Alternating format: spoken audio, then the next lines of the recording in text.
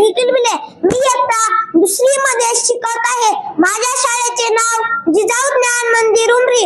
आज मी तुम्हाला एक कथा सांगणार आहे. माझ्या कथेचं नाव आहे जगावेगळा राजा छत्रपती शिवाजी महाराज.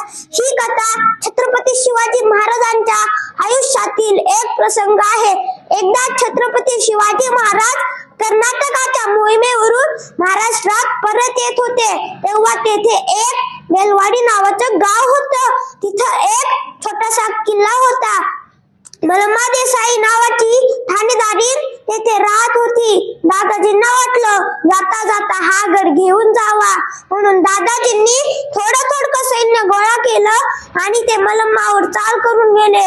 परंतु मलमा ही जिंजीची चिकाटीची, तिने त्यांच्यावर प्रहार केला आणि तेथे मावळ्यांचा पराभव झाला.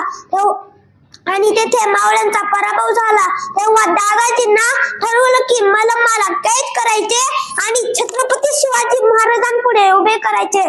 तेव्हा मलमाला कैद करत असताना मलमा आत गेली आणि ती आपल्या तान्या बाळाला घेऊन बाहेर आली. जेव्हा तिला छत्रपती शिवाजी महाराजांपुढे दरबारात उभे केले, तेव्हा तिला वाटले की आता जसा प्रत्येक राजा आपल्या गुन्हेगाराला शिक्षा देतो, तसा हाही राजा मला शिक्षा देणार. मला